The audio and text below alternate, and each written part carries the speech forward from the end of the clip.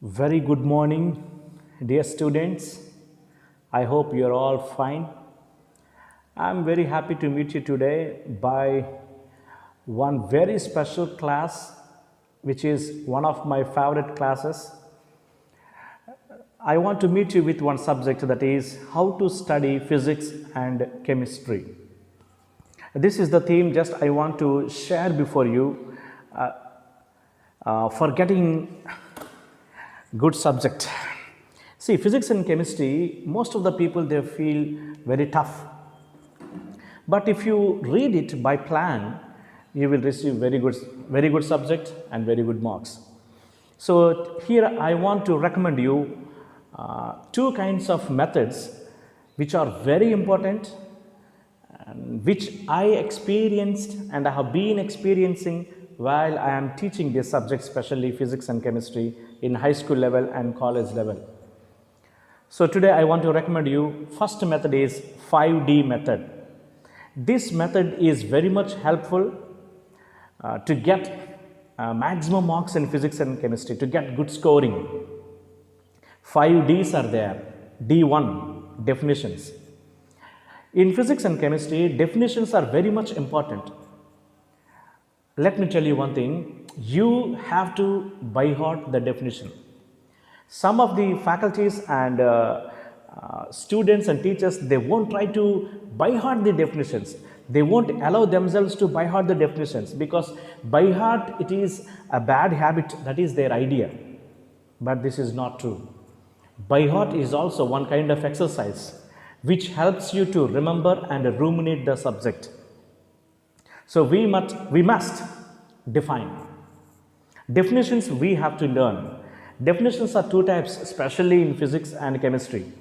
Named definitions like Newton's law of motion, like Faraday's law of electromagnetic induction, like Faraday's law of electrolysis, like Fermat principle, Lenz principle. These are the named definitions. Another definitions are there which are called as general definitions. What is heat? What is light? What is sound? What is impulsion? What is force? What is work? What is pressure? These are all definitions. Definition we have to write as it is, that we should follow. Second thing is differences. D2 is differences. Differences means we need to differentiate. If you can learn very properly about the concept of definition, automatically you can differentiate. For example, differences between evaporation and boiling, differences between mass and weight, differences between temperature and heat. These are all differences. Differences between convex lens and concave lens, differences between concave mirror and convex mirror. Are you getting my point? These are all differences. Differences between centrifugal force and centripetal force. So differences between orbit and orbital. So differences, this D2 is very much important for scoring also. For you will receive 2 or 3 questions from this area.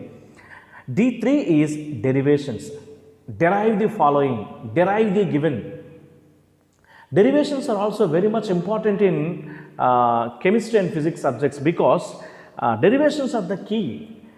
Deduction is also one word is used for derivations.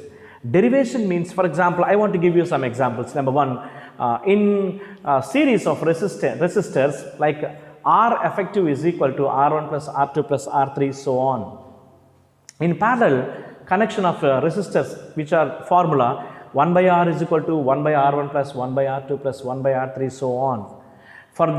In the principle of method of mixes, we are using one formula, capital T is equal to M1 T1 plus M2 T2 by M1 plus M2.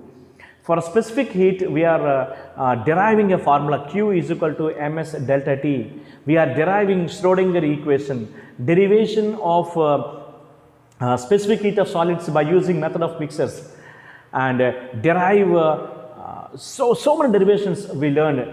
Derivation for Planck quantum theory, and derive Schrodinger equation, derive Louis de Broglie equation. All these things are derivations. Derivations are very important. in intermediate first year, derive the radius of electron, derive the equation for the radius of electron, derive the equation for the energy of electron. So very, very important. We never forget the derivations, right? D4 is demonstrations. Demonstrations means this is one kind of concept we need to understand. Demonstration, demonstrate Ohm's law, demonstrate specific heat of water, its applications. So demonstrate Faraday's law of electromagnetic induction, demonstrate Lenz's principle. Demonstration is very much important. There the question is given like this: what kind of material we require to demonstrate Ohm's law? What kind of material we required to do the lab activity? For example, if metals are reacting with acids, hydrogen are released. Demonstrate the experiment by requiring materials and find the materials, and what kind of material and its application is also explained in the concept of demonstration. So demonstration is also very much important. There are some questions which are frequently asked. This one, D5 is diagramming, drawing diagrams, labeling the diagrams, finding the parts to the diagrams, very much important. So D5 is diagram.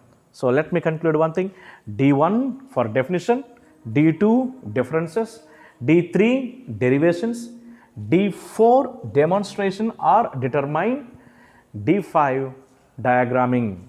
So diagram, draw the diagrams are also very much important. This is a one method. This is a method which is frequently followed in my classroom with my students. So please, I welcome you and I invite you to follow this method, which is very important for getting good marks and score good marks. Thank you and all the best.